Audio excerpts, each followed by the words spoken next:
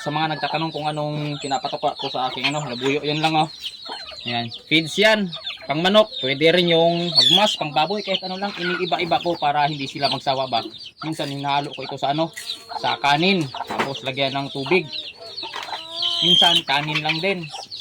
Para hindi sila magsawa, iniiba-iba ko yung yung patoka ko, at tapos minsan ganyan ako magpatoka kapag wala akong ginagawa, walang trabaho, ganyan. Ganyan lang. Ito medyo mailap pa ito. Pero syempre, gutom na yan, tutuka yan. Tapos, ito nga pala yung alaga pang bantam. Ayan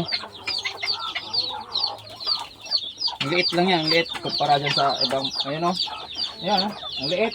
Isa dito na mga itid na manok. Sa baba. Ito yung matanda na. Ayan. Ito ay naglulugon. Tapos ito yung aking katian. Ayan.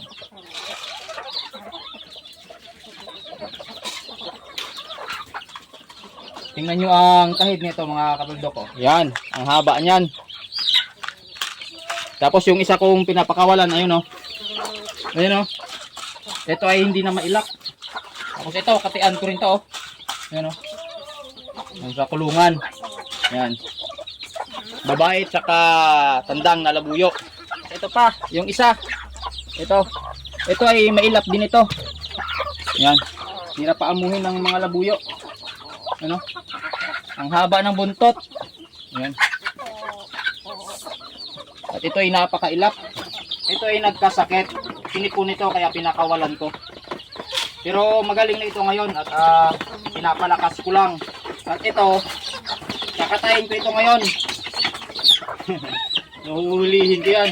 Ayan, like and share at huwag kalimutang mag-follow para next video ko makita nyo. Ayos!